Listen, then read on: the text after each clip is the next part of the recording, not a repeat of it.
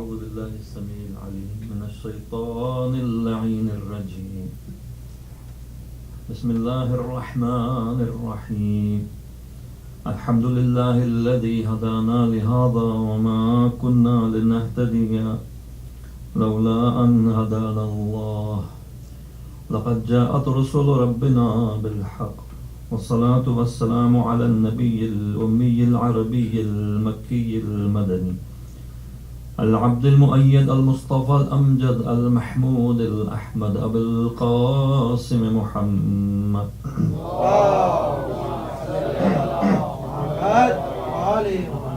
وعلى أهل بيته الطيبين الطاهرين المعصومين المظلومين الذين أذهب الله عنهم الرجس وطهرهم تطهيرا.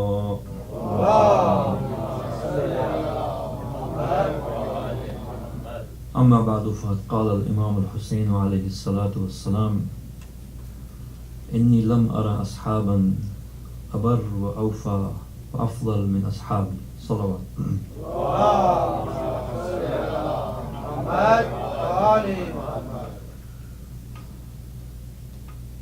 تیسری گفتگو ہے.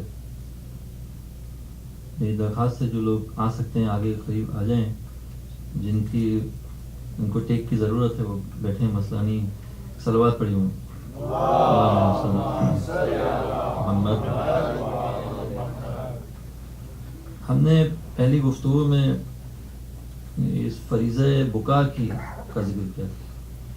بکا اور گریہ سید الشہداء اور شہداء کربلا پر نہ صرف یہ کہ اس میں کوئی اشکال نہیں ہے، اس میں کوئی مسئلہ نہیں ہے، بلکہ وہ گریہ جو شہداء کربلا کی یاد میں، ان کے ذکر میں اور ان کے مصائب پر، ان کے تذکرے پر کیا جاتا ہے، وہ ایک فریضہ ہے، ایک دینی اور ایک اسلامی اور شرعی فریضہ ہے. اور اس کی بنیادیں ہیں، اس کی بنیادیں اس ارتباط اور اس تعلق ولایت سے ہے کہ جو ان کا خدا کے ساتھ اور ہمارا ان کے ساتھ ہے. جو ہم تعلق اللہ تبارک و تعالیٰ سے پیدا کرنا چاہتے ہیں، وہ تعلق پیدا ہو نہیں سکتا جب تک کہ ہم ولی خدا سے وہ تعلق پیدا نہ کریں. ہم اللہ کے ولی سے اگر وہ تعلق محبت کا، معرفت کا، اطاعت کا وہ پیدا نہ کریں اپنے اور خدا کے ولی کے درمیان، ہم خدا سے وہ تعلق پیدا نہیں کر سکتے. اور گریہ اور عزاداری اور ان کی مصیبت میں شریک ہونا جو ہے وہی ایک راستہ ہے ان سے قریب ہونے کا. اور ان سے قریب اگر آپ ہوں گے تو آپ اللہ تبارک و تعالیٰ سے قریب ہوں گے. آپ عام مشاہدے سے بھی کہہ سکتے ہیں، ایک خاندان پر اگر کوئی مصیبت پڑے، یہ مثال ہے موضوع کو ذہن سے قریب کرنے کے لیے. ایک خاندان ہو، اس پر کوئی افتاد پڑے، مصیبت پڑے، تو آپ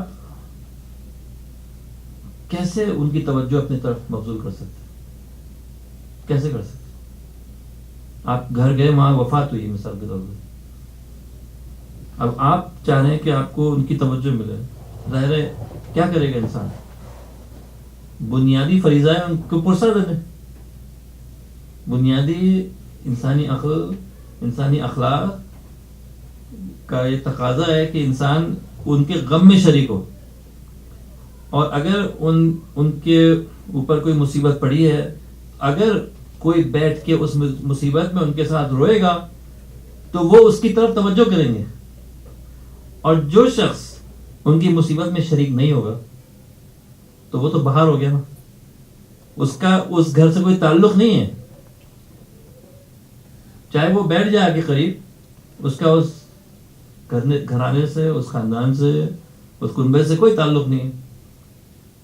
ہم یا تو مانتے ہیں اہل بیت کو یا نہیں مانتے، یا تو پروردگار عالم کے آخری پیغمبر رسول ختمی مرتبہ محمد مصطفیٰ صلی اللہ علیہ وسلم انہوں نے تاکید فرمائی تھی یا تو اپنے اہل بیت کے سلسلے میں، یا نہیں فرمائی تھی. اگر تاکید فرمائی تھی اور وہ جو اتنی ساری حدیث متواتر اور غیر متواتر سب آپ مجموعہ اس کا اکٹھا کر لیں شیعہ کتابوں سے سنی کتابوں سے اور آپ ان کو ایک نظر دیکھیں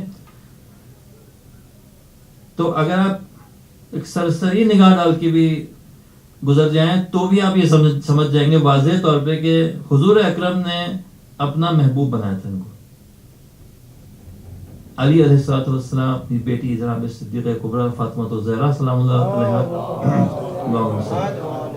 اور اپنے نواسوں کو اور ان کی اولادوں کو اپنا محبوب قرار دیا. تو اب آپ جو مان گئے اب اس خاندان سے آپ چاہتے ہیں قریب ہو تو آپ رسول سے قریب ہوں گے تو آپ اللہ سے قریب ہوں گے. کیسے آپ اس خاندان سے قریب ہوں گے؟ ان کے غم کے دن آپ خوشی منائیں گے ان کی خوشی کے دن آپ غم منائیں گے کیا؟ یہ ہو نہیں سکتا. ان کی توجہ آپ حاصل نہیں کر سکتے اپنی طرف جب تک کہ آپ ان کے غم میں غم نہ منائیں اور ان کی خوشی میں خوشی نہ منائیں. کوئی اس کے علاوہ راستہ بھی نہیں ہے. یہ گریہ جو ایک فریضہ ہے اور بے شمار احادیث کے بارے میں موجود ہیں.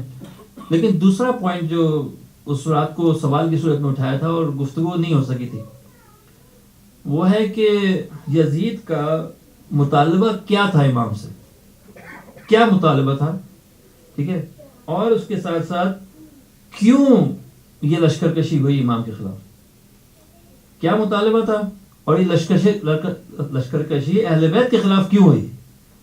یہ دو بڑے بنیادی سوال ہیں. مصیبت تو سب نے دیکھ لی اور ظاہر اس کے مصیبت منانے کا طریقہ بھی واضح ہے. اب یہ کہ یہ پڑی کیوں مصیبت. ایک مسئلہ جو اس رات کو پیش کیا گیا وہ حسد کا مسئلہ تھا. اور یہ بی بی فاطمہ صغریٰ جو ہیں جو امام کی وہ صاحبزادی جو قافلے کے ساتھ چلی گئی. ایک بی بی فاطمہ صغریٰ کا ذکر بعض تواریخ میں ہوتا ہے جو مدینہ میں رہ گئی تھی اور وہ بھی ذکر ہے حدیث میں. بیمار تھیں اور امام ساتھ نہیں لے سکے, ان کو جناب ام البنین کے حوالے اور ام سلمہ کے حوالے کیا. خیر لیکن جو تاریخ میں جو جس کا ذکر چونکہ ظاہر واقعات میں جو موجود ہیں ان کو بھی فاطمہ صغریٰ ہی کہا گیا بہت سی حدیث میں.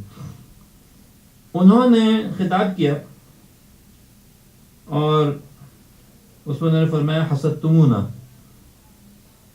یزید کے دربار میں بی بی فاطمہ صغریٰ نے بھی گفتگو کی. فرمایا حسدتمونا, تم لوگوں کو ہم سے حسد ہے. ویلاً لکم, تباہی ہو تمہارے لیے. ویلاً لکم علی ما فضلنا اللہ علیکم, کس پر تمہیں حسد ہے؟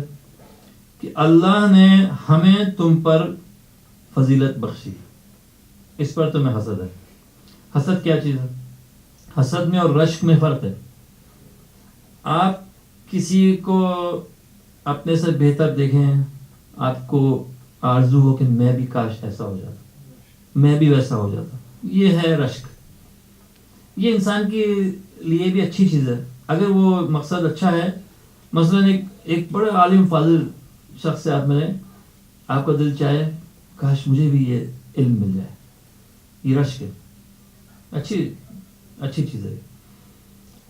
لیکن حسد یہ ہے کہ آپ دوسرے کی تباہی کے در پہ ہوں.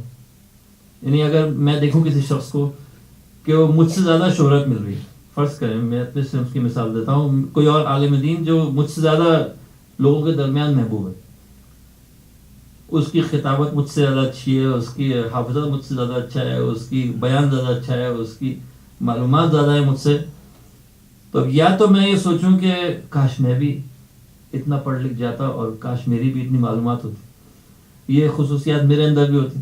اور یا میں یہ سوچوں کہ اس کے پاس کیوں ہے یہ اور میرے پاس کیوں نہیں ہے اور اس کے پاس کیوں ہے.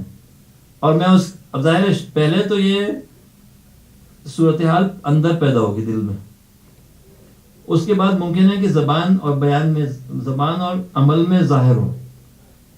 مثلا فلاں صاحب کی کوئی میرے سامنے تعریف کرے, اب اگر میرے دل میں حسد ہے مجھے وہ تعریف پسند آئے گی یا نہیں آئے گی؟ نہیں پسند آئے گی. اب میں ان کے کوئی جیسے اردو میں کہتے ہیں کیڑے نکالنا کہ بھائی وہ تو ان کا تو یہ ہے مسئلہ اور ان کا فلاں ہے. یہ کیا ہے, ان کا مسئلہ ہے یا میرا مسئلہ ہے؟ یہ مسئلہ میرا ہے, ان کا مسئلہ نہیں ہے.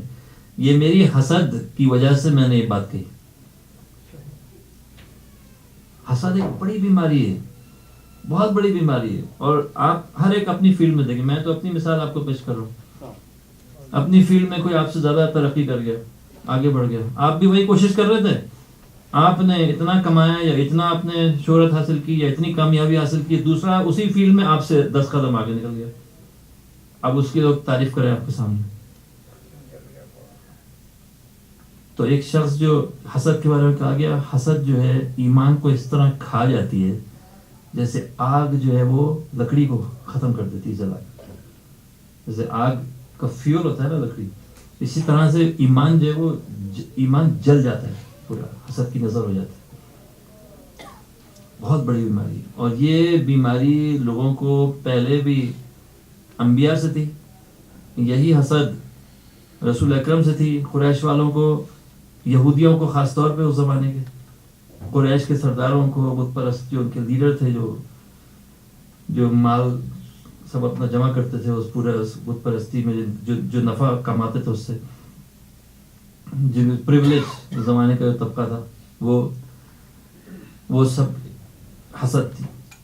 اور پھر جب پیغمبر اسلام نے جب غدیر خم میں اعلان وصایت اور جانشینی فرمایا, مولا کائنات امیر المومنین علی ابن ابی طالب تو آگ جو تھی حسد کی وہ بھڑک اٹھی, اب موجود تھی, شعلہ تیز ہو گیا اس کا. اور حضور کو یہ اندازہ تھا, اس کا اندیشہ تھا, اور حضور اکرم نے اللہ تبارک و تعالیٰ نے فرمایا تھا کہ پروردگار تمہیں لوگوں کی شر سے محفوظ رکھے گا, لیکن تمہیں سے مطلب تمہاری رسالت کو. لیکن ظاہر ہے کہ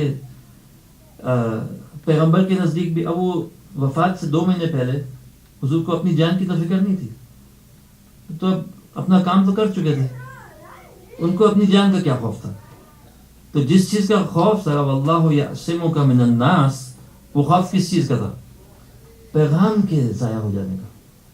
وہ جو راستہ ہے جو ولایت کا پروردگار کی, جو حضور نے اپنی زندگی میں جس کو کھولا, اس دروازے کو کھولا, اور چاہتے تھے کہ اہل بیت کے ذریعے سے وہ جو باب ہے ولایت کا وہ کھلا رہے, کہیں وہ بند نہ ہو جائے بندوں کے لیے, آئندہ آنے والی نسلوں کے لیے جو ولایت کا راستہ ہے, قرب الہی کا, پروردگار کی محبت کا راستہ, پروردگار کی معرفت اور بندگی کا راستہ, ولایت کا راستہ, کہیں وہ بند نہ ہو جائے, یہ اندیشہ تھا. اللہ تبارک نے فرمایا واللہ یعصمک من الناس, کیونکہ بحیثیت رسول کی گفتگو ہو رہی ہے. لیکن یہ حسد جو تھا آڑے آیا, اور اس کی وجہ سے ساری دشمنیاں ایک ایک کر کے. تو یزید کو صاف نظر آ رہا تھا کہ میرے مقابلے میں کون ہے اس وقت, لوگوں میں مقبولیت کس کی ہے. یزید کا تو کوئی بیک گراؤنڈ نہیں تھا, کوئی اس کی نہ کوئی مقبولیت, نہ کوئی شہرت, نہ کوئی احترام, نہ کچھ بھی نہیں تھا اس کا. تو اللیگل ایک بنا دیا گیا تھا آدمی, اس کو تو اپنا اقتدار کیسے بنواتا, کوئی شخصیت یا کردار یا کوئی سروسز کہ بھائی عوام کے لیے کچھ کیا, کچھ بھی نہیں تھا. کس بیسس پہ؟ غلبے اور قہر اور زور اور زبردستی سے, ظلم کے ذریعے سے منوانا تھا. چنانچہ پہلا مطالبہ بیعت کا ہوا, پہلا مطالبہ, راستے سے جتنی رکاوٹیں ہٹا دی جائیں, حسد. دوسرا مسئلہ ہے کہ بیعت جو ہے سب سے لی جائے, حکومت باطل کی بیعت کو جائز قرار دے. یزید جو تھا امام سے, جو اس نے بیعت کا مطالبہ کیا, امام کی بیعت سے ہمیشہ کے لیے راستہ کھل جاتا. امام اگر بیعت فرما لیتے تو لیگلائز ہو جاتی, لیجیٹیمیٹ ہو جاتی, لیجیٹیمائز ہو جاتی, حکومت مشروع ہو جاتی, اس کی مشروعیت, اس کی قانونیت ثابت ہو جاتی کہ قانونی طور پہ اسلامی نقطہ نگاہ سے خلیفہ یہ شخص ہے. یزید جو ہے اس کو حق ہے حکومت کا, یہ ثابت ہو جاتا. تو یہ ایک اہم مسئلہ تھا. اور اس کا مقابلے میں جیسے ہی بیعت کا مطالبہ ہوا, امام علیہ السلام کو جواب یہ تھا, یا ولید انا اہل بیت الکرامہ اہل بیت النبوہ, ہم نبوت کے گھرانے ہیں, یہ کیسا مطالبہ ہے ہم سے, یہ چیز ممکن ہی نہیں ہے. حکومت کا جو قانونی حق ہے وہ تو ہمیں ہے. یہ چیز ممکن ہی نہیں ہے کہ بیعت کر لی جائے.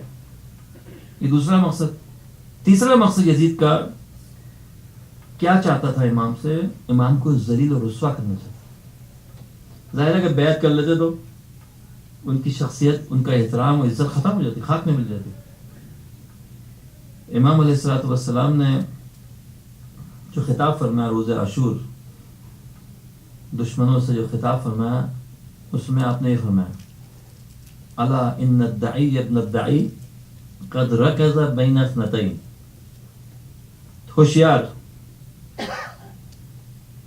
فرزند حرام زادہ یزید ابن دعی ولد الزنا معاویہ، قد رکز بین اثنتین، اس نے مجھے دو حالتوں کے درمیان پابند کر دیا. میرے پاس دو ہی راستے چھوڑے، دو ہی صورتیں میرے سامنے موجود ہیں. بین السلۃ والذلہ. سلہ کہتے ہیں تلوار کو، یعنی موت. ایک ہے موت کا راستہ، یعنی میں جو ہوں لڑتے لڑتے مارا جاؤں. والذلہ دوسرا ہے ذلیل ہو جاؤ لوگوں کے درمیان. وہ یزید کی غلامی قبول کر گئی. یزید کا مطالبہ یہ تھا سب اس کی بیعت کر لیں، اس کی غلامی میں آ جائیں. واضح طور پر اس نے سب کو کہا ساری جو قوم ہے وہ میری غلام ہے، میری بیعت. میں کہوں نماز پڑھو پڑھو، میں کہوں نہ پڑھو نہ پڑھو، میں کہوں روزہ رکھو رکھو، میں کہوں نہ رکھو نہ رکھو. بین الا ان الدعی ابن الدعی قد رکز بین اثنتین. اس کا اصرار ہے کہ دو میں سے ایک میں قبول کرو، یا موت یا اس کی غلامی. وہیہات من الذلہ، اور ذلت ہم سے دور ہے. ذلت ہمارے قریب نہیں آ سکتی. ہیہات من الذلہ، ذلت ہم کبھی نہیں گوارا کر سکتے. یأبی اللہ ذلک لنا ورسولہ، اللہ کو یہ گوارا نہیں، ورسولہ پیغمبر خدا کو یہ ذلت گوارا نہیں ہمارے لیے. وحجور طابت وطہرت، اور وہ آغوش اور وہ گودے جن میں ہم پلے بڑے ہیں، ان گودوں کو یہ گوارا نہیں کہ ہم بیعت کریں. وحجور طابت وطہرت ونفوس حمیۃ، اور غیرت مند دل رکھنے والے لوگوں کو یہ گوارا نہیں. ونفوس حمیۃ، حمیہ عربی میں کہتے ہیں غیرت مند لوگوں. یہ گوارا نہیں کر سکتے کہ فرد جو کہ خدا کا ولی ہے وہ ایسے لعین شخص کے سامنے سر جھکا دے. یہ چیز ممکن نہیں. یہ تین یزید کی ڈیمانڈ، یہ چاہت ہو امام کو قتل، امام کو جو ہے ان سے بیعت لے کے اپنی حکومت کی قانونیت ثابت کرنا، امام کو ذلیل رسوا کرنا، اور یہ حسد کو پورا کرنا، سیٹسفائی کرنا، کہ اپنے آپ کو ان کے مقابلے میں برتر ثابت کرنا. صلوات پڑھی ہوں گے.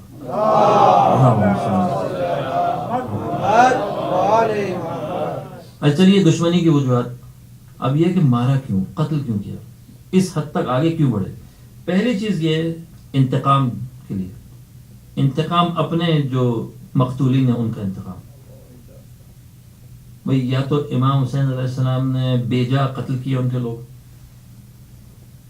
یا تو امام علی علیہ السلام نے بے جا قتل کیے، ان کا مال لوٹا ہے، بے احترامی کی ان کا مال غصب کیا ہے، قتل کیا ہے، ان کے شہروں کو فتح کیا ہے، جائیداد قبضے میں لیے، یا تو یہ کیا ہے. کس چیز کا انتقام؟ جب سر اقدس دربار ابن زیاد میں لایا گیا اور جو اس نے بے احترامی کی اس چھڑی سے جو اس کے ہاتھ میں تھی، تو ایک شخص کھڑا ہو گیا، مسجد میں کھڑا ہو گیا ایک شخص. اس نے کہا یہ نہ کر، میں نے اپنی آنکھوں سے رسول اسلام کو دیکھا ہے کہ وہ انہی ہونٹوں کو چوم رہے تھے. ٹھیک ہے. جواب ابن زیاد کہتا ہے یوم بیوم بدر. اس نے کہا یہ دن ہے بدر کے دن کے جواب میں. کتنے سال گزر گئے جو بدر کی جنگ کو، 50 سال ہونے کو آ رہے ہیں، تقریباً 50 سال. وہ کہہ رہا ہے کہ میں آج کا دن یہ بدلہ ہے بدر کے دن کا بدلہ. تو بدر کے دن آپ کس طرف تھے؟ آپ مسلمان فوج میں نہیں تھے کیا؟ تو آپ بدلہ کس کا لے رہے ہیں؟ یہ اپنے ان کافر اجداد کے دادا پرداداؤں کے اور اپنے رشتہ داروں کے جو بدر میں مولا علی علیہ الصلوۃ والسلام کی تلوار سے قتل ہوئے واصل جہنم میں، ان کا آج کربلا کے دن بدلہ لینے آئے. صلوات پڑھیے.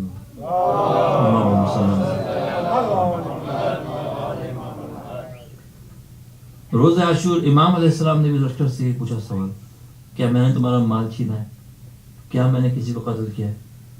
کیا میں نے دین میں کوئی بدعت شروع کی ہے؟ کیا میں نے نماز چھوڑ دی ہے؟ میں نے کوئی کفر کیا ہے؟ تو کس چیز کے لیے تم سب آپس میں متحد ہو کر مجھے قتل کرنے کے لیے آئے ہو؟ سبب کیا ہے؟ تو لشکر والوں نے برملا جواب دیا، بلند آواز میں جواب دیا، بل نقاتلوک بغضا و عنادا منا لابیک، ہم آپ سے جنگ لڑنے آئے اس بغض اور دشمنی کی وجہ سے جو آپ کے والد صاحب سے ہمیں ہے.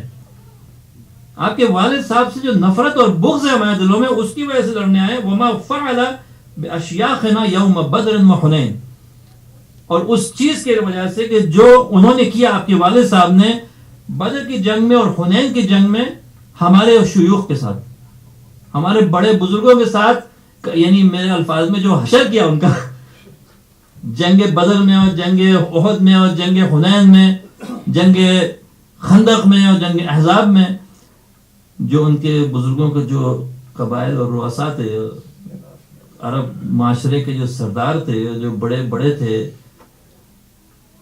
جو معزز طبقہ تھا، امام علی علیہ السلام نے جڑوں سے اکھاڑ دیا تھا اس کو.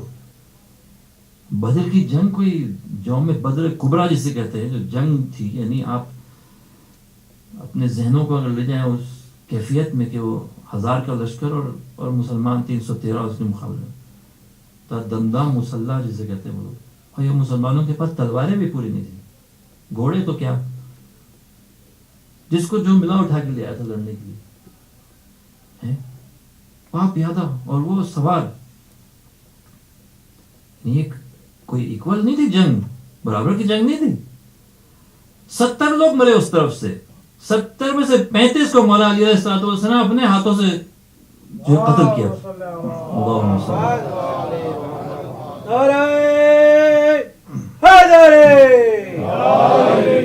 ہم اس علی کے ماننے والے.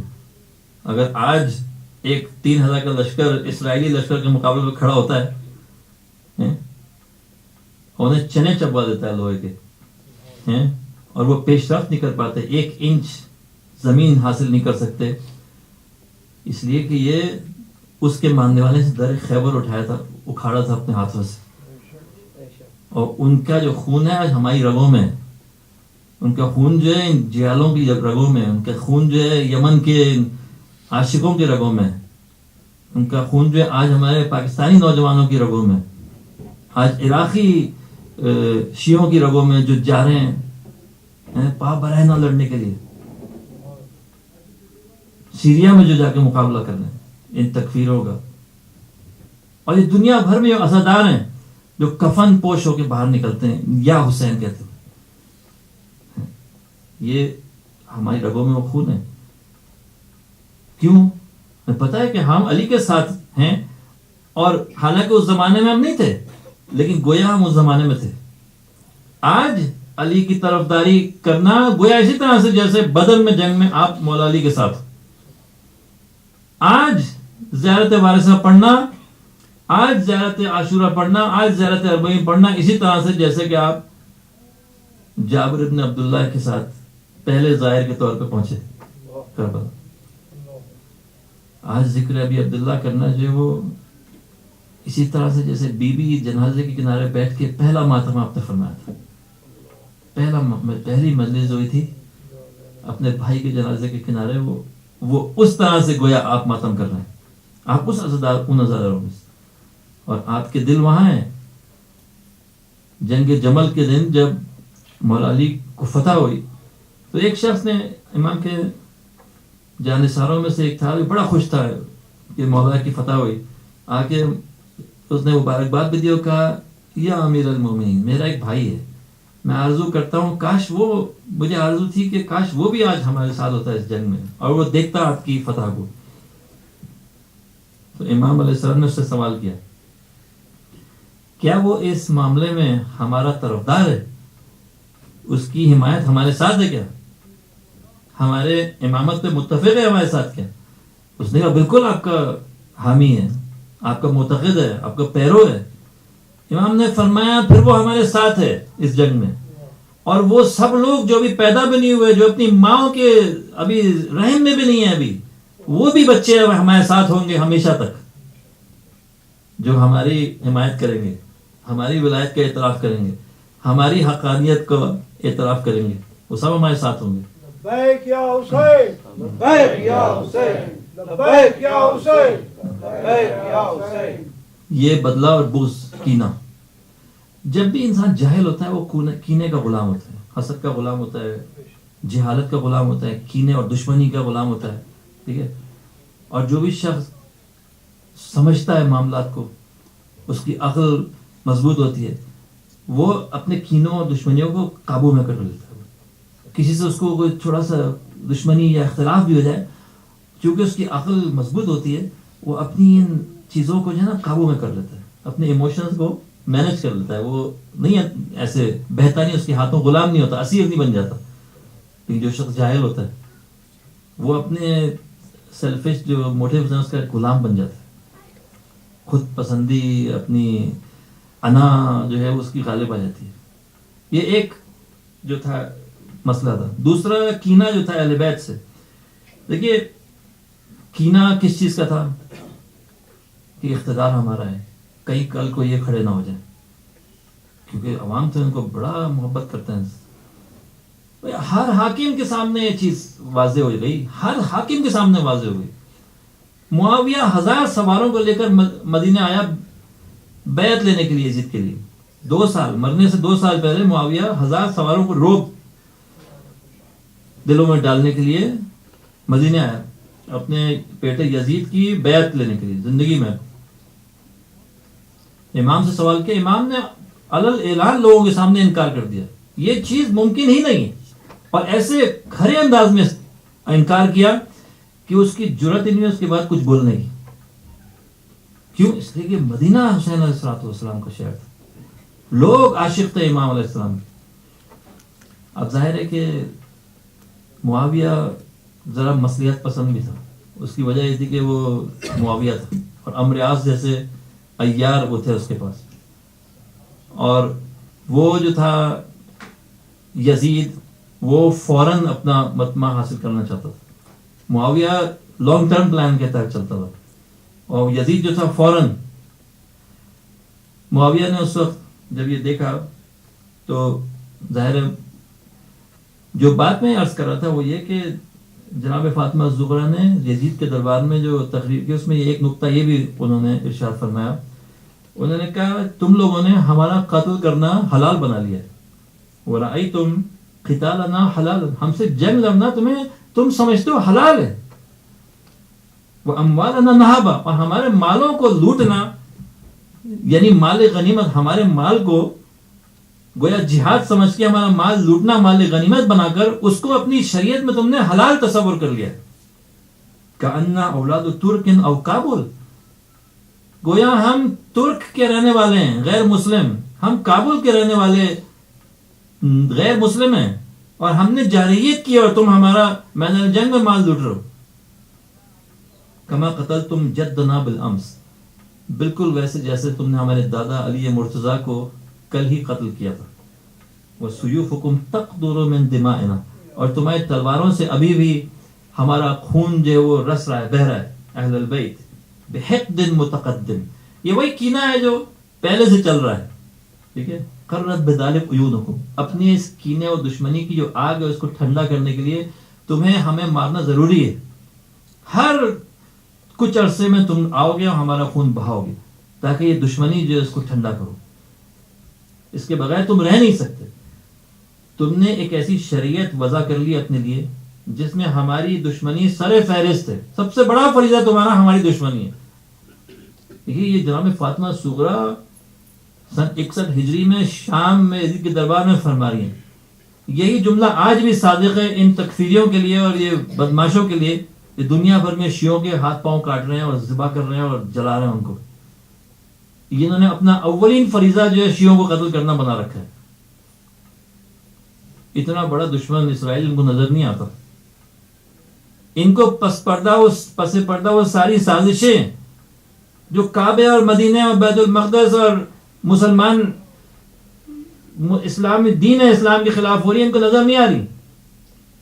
ان کو یہ نظر آ رہا ہے کہ شیعہ یا حسین کہتے، ان کو یہ نظر آ رہا ہے کہ شیعہ ہاتھ کھول کے نماز پڑھتے، ان کو یہ نظر آ رہا ہے کہ شیعہ جو ہیں وہ اصحاب کو سر فہرست نہیں رکھتے اور علی اور اولاد علی کی مدح سرائی کرتے ہیں. یہ جرم ان کی نگاہ میں اتنا بڑا جرم ہے کہ یہ جب تک یہ شیعوں کو قتل نہ کرے اس وقت تک یہ چین سے نہیں بیٹھتے. یہ بالکل وہی عادت ہے یزید کی عادت تھی، یہ وہی عادت ہے جو خوارج کی عادت تھی، جنہوں نے اس صحابی کو راستے میں پکڑا جس کے ساتھ ان کی اہلیہ بھی تھیں، وہ حاملہ تھیں وہ، اور ان سے پوچھا کہ تم علی کو مانتے ہو؟ شریف آدمی نے کہہ دیا کہ میں مانتا ہوں. اس کو قتل کیا، اس کی بیگم کو قتل کیا، اس کے جسم کو کاٹ کر اس کا حمل نکال کے ذبح کر دیا. اس کو لگتا نہیں آج بھی وہی دن ہے جو اس وقت ہے، آج یہی ہو رہا ہے، یہی ہو رہا ہے آج پوری دنیا میں. کبھی بھی دیکھیے، کبھی بھی یہ جو واقعات تھے اس طرح نہیں ہوئے پہلے جو آج ہو رہے ہیں. عراق میں تاریخ میں کئی ایسے موڑ آئے، عراق میں کبھی ایسے موڑ آئے، یا حجاز میں کبھی یہ واقعات ہوئے. کبھی ایسا نہیں ہوا کہ پورا گلوب جو ہے وہ بھر گیا اس سے. پورا برصغیر، پورا یعنی جو خلیج ہے،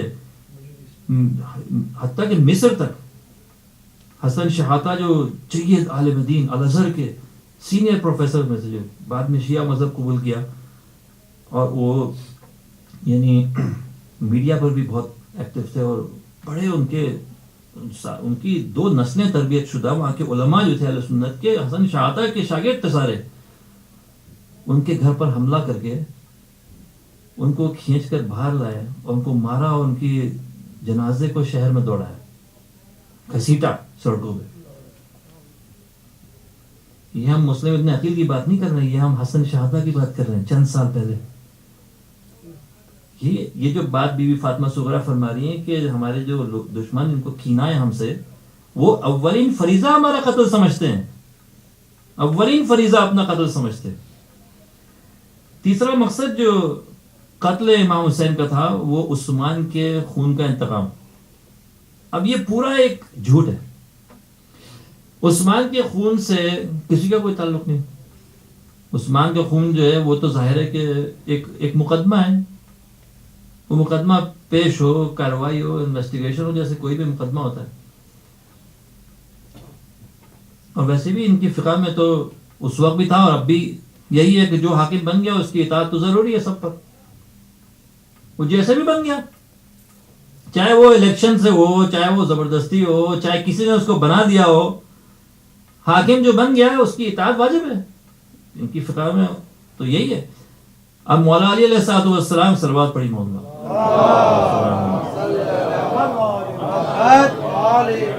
جب بن گئے تو اب تو ان کی اطاعت واجب ہو گئی. اطاعت کسی کو کوئی مقدمہ ہے وہ جائے، قاضی بھی تو امام نے نہیں بدلا کچھ عرصہ تک. قاضی شرح ابھی بھی چل رہے تھے کوفہ شہر میں، عدالتیں کھلی ہوئی ہیں. مولا علی کو بھی جو بعض واقعات ملتے ہیں وہ اسی عدالت میں گئے، وہ کسی نے ان کی بھی تلوار یا زراعت چرا لی تھی، وہ مولا علی بھی اسی جگہ گئے. جاتے وہاں پہ ان کا ہی اپنا قاضی بیٹھا، جائیں جا کے مقدمہ دائر کریں، انویسٹیگیشن ہو، جس نے بھی قتل کیا ذرا پتہ چلے کون شاہد ہیں، فلاں ہیں. خلیفہ کے خلاف آپ کیوں چلے جا رہے ہیں جنگ لڑنے کے لیے؟ یہ تو اس وقت ہوتا ہے جب مقدمہ ثابت ہو جائے، جرم ثابت ہو جائے، کس نے کیا، شاہد گواہ موجود ہیں. ان میں سے کوئی بھی شاہد گواہ موجود نہیں تھا. خون عثمان کا انتقام کب وہ واقع ہوا تھا؟ اور اب اس کے 25-30 سال بعد، 30 سال کے بعد جو ہے جب یہ واقعہ کربلا کا پیش آیا، ٹھیک ہے، اور عبید اللہ ابن زیاد نے عبداللہ ابن عفیف کو گرفتار کیا. عبداللہ ابن عفیف وہ بزرگ صحابی رسول تھے جو نابینا ہو چکے تھے، اور نابینا ہونے کی وجہ یہ تھی کہ ان کی ایک آنکھ جنگ جمل میں ضائع ہوئی تھی اور ایک آنکھ جنگ صفین میں ضائع ہوئی تھی، مولا کی رکاب میں جنگ لڑتے ہوئے. اور اس آرزو میں جی رہے تھے کہ شاید مجھے شہادت نصیب ہو جائے. اور اب چونکہ مسلم ہو چکے تھے عمر رسیدہ تو مسجد میں عبادت کرتے تھے. اور ایک دن جو انہیں دیکھا کہ یہ اتنا بڑا اجتماع شور و غل اور وہ جناب سر اقدس جو وہ لا رہے ہیں اور فتح کے نشے میں مست سب لوگ. اس وقت آپ کھڑے ہو کر وہ پہلے شخص جس نے عبید بن زیاد کی کے خلاف آواز اٹھائی وہ عبداللہ بن عفیف. ان کے قبیلے از کے لوگ ان کو بچا کے لے گئے لیکن ان کے گھر پہ چھاپا مارا گیا اور ان کو اسیر کر کے لایا گیا عبید اللہ بن زیاد کے سامنے. اور پہلا سوال ابن زیاد نے عبداللہ ابن عفیف سے یہ پوچھا یا عدو اللہ ما تقول فی عثمان ابن عفان. اے دشمن خدا, یہ ابن زیاد کہہ رہا ہے عبداللہ ابن عفیف سے, اے دشمن خدا تو کیا کہتا ہے عثمان ابن عفان کے بارے میں. اس نے کہا عثمان ابن عفان کا معاملہ خدا جانے وہ جانے, مجھ سے تو اپنے باپ کے بارے میں پوچھ اور یزید کے بارے میں پوچھ اور معاویہ کے بارے میں پوچھ. تو آپ یہ دیکھیے کیوں سوال پوچھا جا رہا ہے عثمان کے بارے میں. جب شہادت امام کی خبر مدینہ پہنچائی گئی, ابن زیاد جب جنگ اس نے جیت لی ظاہری معنوں میں, اس نے پیغام بھیجا مدینہ کے والی کو عمرو بن سعید. پہلے تو ولید بن عتبہ تھا, پھر بعد میں یزید نے دوسرے کو بنایا عمرو بن سعید. اس کو بھیجا کہ یہ ہم جنگ جیت گئے اور جو اہل بیت رسول کی شکست ہوئی. عمرو بن سعید نے بغض میں کہا کہ اعلان کر دو پورے مدینہ میں. جیسے ہی اعلان ہوا, جو پہلا اعلان جو ہوا مدینہ میں کہ امام حسین علیہ السلام کو شکست ہوئی اور خلیفہ کی جو ہیں لشکر اس کو فتح حاصل ہوئی, جیسے یہ اعلان ہوا مدینہ میں کوہرام مچ گیا. لوگ نکل آئے گلیوں میں, سڑکوں میں نکل آئے, گریا اور پرسے دینے کے لیے سب پہنچے. حرم رسول میں اجتماع ہو گیا, لوگ رو رہے ہیں, عورتیں رو رہی ہیں, سب ایک کوہرام. تو جب یہ آواز بلند ہوئی شہر مدینہ میں تو عمرو بن سعید نے اس کے جواب میں یہ کہا ہذہ واعیۃ بواعیۃ عثمان. واعیہ عربی میں کہتے ہیں سوگ کو, شور و غل کو جو کسی کی وفات پر ہو. جیسے کہ عثمان کے مرنے پر گریا ہوا تھا, آج یہ گریا اس کا نتیجہ ہے, اس کا انجام ہے, اس کے بدلے میں وہ یہ گریا ہے. یعنی گویا کل انہوں نے عثمان کو قتل کیا, آج ان کو اسی کا جواب مل رہا ہے. دیکھیے جھوٹا پروپیگنڈا جو اس کا کیا اثر ہوتا ہے. اگر ایک جھوٹا پروپیگنڈا مسلسل لوگوں کو بتاتے چلے جائیں, لوگ اس کو باور کرنا شروع کر دیتے ہیں. سالوں سے سینکڑوں ہزاروں مسلمان جو ہیں یا لاکھوں, ان کو یہ بتایا جا رہا ہے شیعہ جو ہیں وہ مسلمان نہیں, کافر. سالوں سے یہ بتایا جا رہا ہے مسلمان جو ہیں وہ ان کا قرآن کچھ دوسرا ہے, ان کا وہ اس قرآن کو نہیں مانتے. مسلمان شیعہ نماز نہیں پڑھتے, شیعہ جو ہیں قبروں کی وہ کرتے ہیں پرستش, بدعتیں پیدا کرتے ہیں شیعہ. یہ سب باتیں بتا کے انہوں نے عوام کو جو تھا ان کے ذہنوں کو متاثر کیا. پہلے عزاداری میں آدھے اہل سنت بیٹھے ہوتے تھے, اہل بیت رسول کی محبت میں صف عزا پر بیٹھے ہوتے تھے, فرش عزا پر. جلوسوں میں اہل سنت آتے تھے, غیر مسلم بھی آتے تھے. اس پروپیگنڈے سے انہوں نے ایک نسل جو تھی ہم سے دور کر دی, تفرقہ پیدا کر دیا. کیوں؟ تاکہ جو حاکم ہیں, جو دشمن اور جو نفع پرست جو حکمران ہیں, جیسے پاکستان کے حکمران, جیسے دوسرے حکمران ہیں, وہ اس عوام کے اختلاف میں حکومت کر سکیں, عوام کو ایک دوسرے سے بزی کر کے پیسے بنائیں اپنے. ابھی کچھ عرصے پہلے جو یہ میڈیا, جو شیعہ میڈیا اور پروگرامز وغیرہ آنا شروع ہوئے, اور اب جو اجتماعات ہوتے ہیں عزاداری کے اور جو مجلسیں ہوتی ہیں, انہوں نے مجلسوں کے بارے میں کیا کیا سن رکھا تھا کہ یہ شیعہ کیا کرتے ہیں.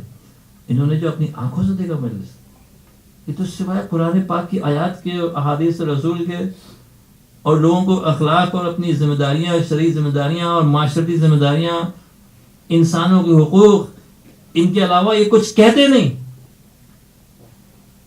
تو اب یہ جو ایفیکٹ تھا, وہ پورا اثر اس جھوٹے پروپیگنڈے کا, اب یہ دوبارہ سے اب پلٹنا شروع ہوا. صلوات پر محمد و آل محمد. سیریا میں گاؤں گاؤں شیعہ علماء جا کے بس گئے لاسٹ کچھ سالوں میں. 10 سال سے یہ ہو رہا ہے جب سے لبنان کو فتح ہوئی اسرائیل کے خلاف. شیعہ علماء نے رخ کیا, بہت سے شہروں میں جا کے گاؤں میں آباد ہو گئے, تبلیغات شروع کی. ہزاروں لوگ مذہب اہل بیت کی طرف آ گئے, ہزاروں لوگ. اب مسلسل آ رہے تھے لوگ. محبت کا پیغام ہے, محبت خدا کا پیغام ہے. پروردگار سے ہمارا کوئی نہ, دیکھیے ہماری اطاعت جو یہ جو مولا کائنات کی حدیث ہے, یہ خوبصورت حدیث, بس میں باتیں اپنی اس پہ ختم کروں گا کہ مولا کائنات کی جو حدیث ہے کہ 3 طرح کے لوگ ہیں. ٹھیک ہے, 3 طرح کے لوگ ہیں. ایک وہ ہیں جو خدا کی عبادت نفع کی آرزو میں کرتے ہیں. ٹھیک ہے, کچھ لوگ اللہ کی بندگی کرتے ہیں اس لیے کہ اللہ ان کو جنت سے نوازے گا, تو یہ لوگ تجارت کرتے ہیں. کچھ لوگ جو ہیں خوف میں آ کر عبادت کرتے ہیں کہ اگر عبادت نہیں کریں گے جہنم میں جائیں گے, تو یہ غلاموں کی عبادت ہے, یہ غلاموں کی عبادت ہے. اور فرمایا کہ ایک اور قوم بھی ہے جو اللہ کی عبادت شکر کے لیے کرتے ہیں یا اس کی محبت میں کرتے ہیں.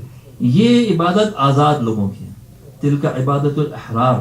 ٹھیک ہے, شیعہ مذہب جو ہے آزادگی سے کا درس دیتا ہے, حریت کا درس دیتا ہے. حتیٰ کہ اللہ تبارک و تعالیٰ کی عبادت بھی عشق اور محبت میں کرتا ہے, نہ کہ تجارت اور لین دین میں یا خوف ہے جہنم میں, اس لیے نہیں کرتا. یہ پیغام انسان کو حریت پسند بناتا ہے, انسان کو ایک بلند نظری عطا کرتا ہے, انسان کو پروردگار سے قریب کرتا ہے. یہ وہ دین ہے, اور اسی کی وجہ سے انہوں نے سیریا پہ یہ انتقام لیا, چونکہ یہ اہل بیت کی محبت لوگوں کے دلوں میں جاگنی شروع ہوئی. وہ جو پروپیگنڈا یہ 40 سال سے کر رہے ہیں یا زیادہ سے کر رہے ہیں, وہ ناکام ہوتا جا رہا ہے. اس وجہ سے اب یہ میدان میں ہے ہمارے خلاف. ظاہر ہے کہ جھوٹ جو ہے وہ تو حباب کی طرح سے, اس کا اثر ضرور ہے لیکن کچھ عرصے تک ہے. اور جب تک آپ کے ہاتھ میں حکومت اسلامی نہیں آئے گی, آپ کے ہاتھ میں میڈیا نہیں ہو سکتا.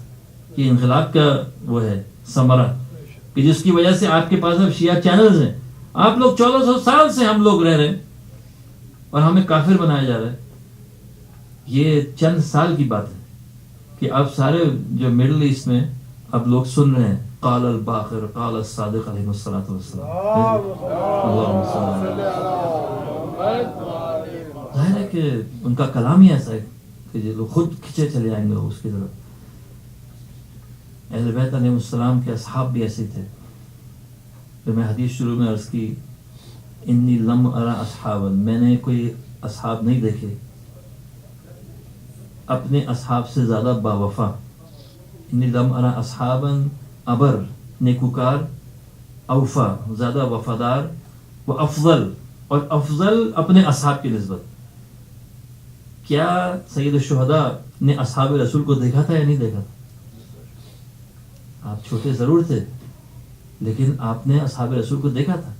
کیا آپ نے اصحاب وہ لوگ جو جنگ کی جو بدر کی جنگ میں شریک ہوئے تھے پھر بھی زندہ تھے, کچھ شہید ہوئے تھے, زیادہ تر تو باقی تھے, کیا ان کو نہیں دیکھا تھا آپ نے؟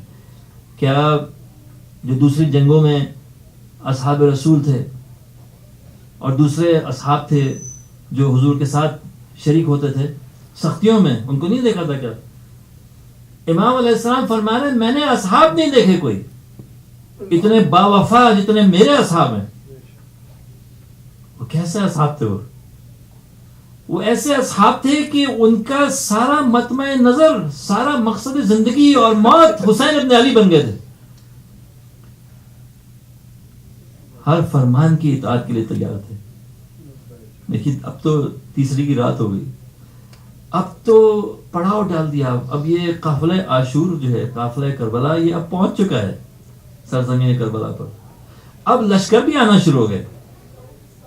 جب بھی کوئی لشکر آتا ہے, ہزاروں کا لشکر, زینب کا دل دہل جاتا ہے. اپنے ماجائے سے پوچھتی ہے یہ کون ہے, اور بتایا جاتا ہے یہ 6000 کا لشکر ہے, عمر ابن سعد کے ساتھ ہے.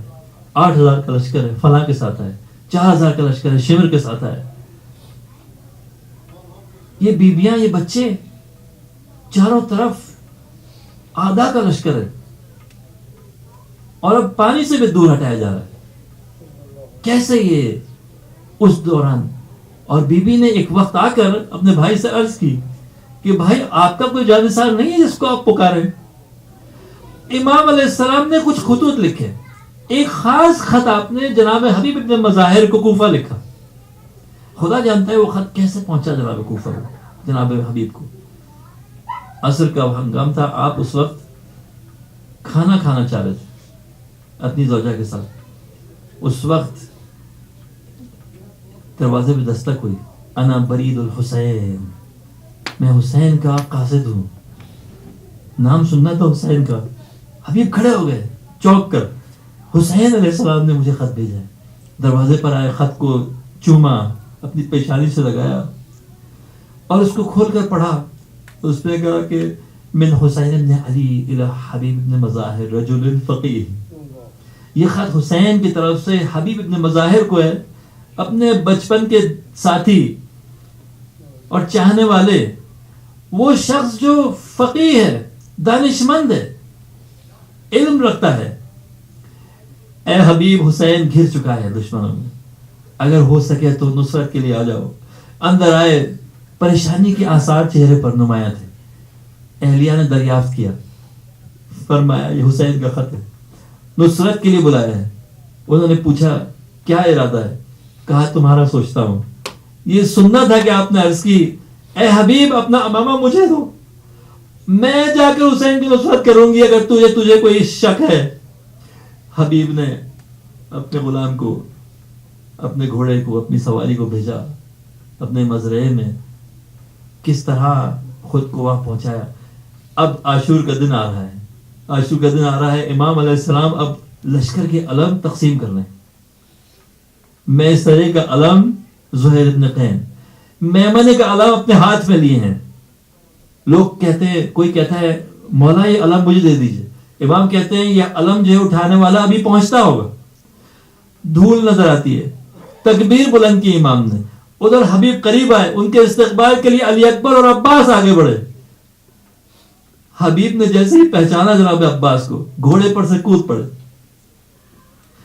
تکبیر کی آوازیں سن کر بی بی نے پوچھا کون ہے؟ فضہ نے آ کر معلوم کیا اور بتایا بی بی آپ کے بھائی کے بچپن کے جانثار حبیب تشریف لائے. بی بی نے کہا جاؤ جا کے حبیب کو میرا سلام کہہ دو. آئی آ کر صحابہ سے کہا، اصحاب میں سے کسی ایک نے آ کر سلام پہنچایا جناب حبیب کو. حبیب نے جو سلام سنا کہ فاطمہ کی بیٹی نے مجھے سلام کہا، اپنے سر کو پیٹنا شروع کیا.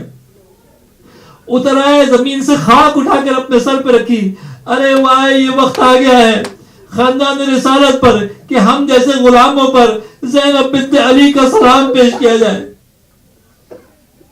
حبیب کی محبت کی شدت، اس کا کوئی بیان نہیں.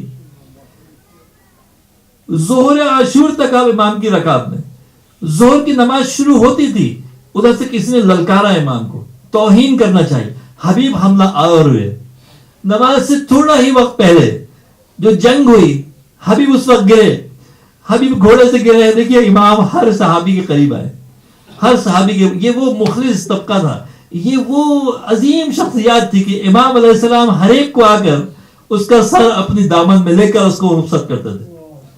حبیب علیہ السلام، حبیب رضوان اللہ کی جب شہادت واقع ہوئی، امام علیہ السلام نے سر لیا. ادھر خیمے میں گریا و بگا کی آواز بلند ہوئی. میں اس کروں اے حبیب، آپ پر تو گریا ہوا، اگر تھوڑا آپ اور ٹھہر جاتے اور دیکھتے کہ آپ کے مولا کی جب شہادت واقع ہوئی تو بیویوں کو رونے کی کوئی اجازت نہ ملی اور آپ کے خیموں پر حملہ ہوا، خیمے جلا دیے گئے، آپ کو اسیر بنا کر کربلا سے کوفہ لے جایا گیا. الا لعنت اللہ علی القوم الظالمین وسيعلم الذين ظلموا ايهم منقلب ينقلبون. بار اللہ امام کے ظہور میں تاجر فرما، بار اللہ گناہوں کی مغفرت فرما، بار اللہ ہمارے مومنین مومنات دنیا بھر میں جہاں کہیں بھی ہو، بار اللہ ان کی جان و مال و عزت و آبرو کی حفاظت فرما. بحرین اور دوسرے مقامات پر مومنین کو آزادی عطا فرما. بار اللہ اسلام کی پیروان اسلام کی نصرت فرما. جو لوگ دشمنان دین ہیں، اندرونی یا بیرونی، ان کو ناکام اور نامراد بنا. بارگاہ حسین کے ذکر کو عام فرما دے. سب کو اس محبت میں قریب آنے کی توفیق عطا فرما. جو لوگ نہیں جانتے ان کے علم میں اضافہ فرما یا حسین.